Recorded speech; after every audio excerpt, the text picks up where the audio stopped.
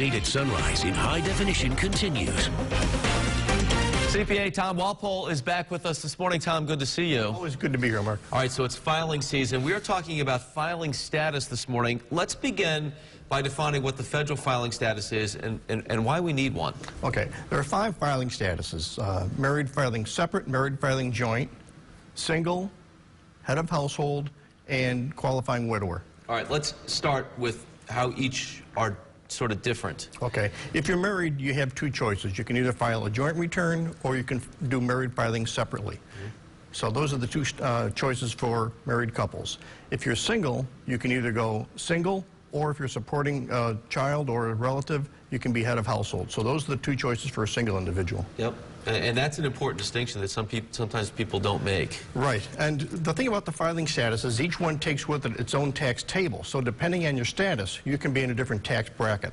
And that's why this is so important. Let's talk about married couples.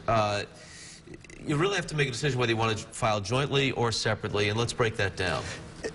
If you're filing a joint return, what you're going to take is both couples or both spouses' income and put them on the same form, and they're going to be in a single tax bracket and share all their deductions. Sometimes that's advantageous, sometimes it isn't. All right, you got to run the numbers on that to figure out which is which, right? You have to run the numbers. Sometimes if you have one person making $300,000 and the other spouse is not working, you can have an advantageous situation with the lower of the brackets. If both couples are about the same income of $150 each, they're going to start out here as single individuals, but when you put one income on top of the other, it puts them together in a higher bracket. May not be the most beneficial situation. All right, important consideration to take into consideration.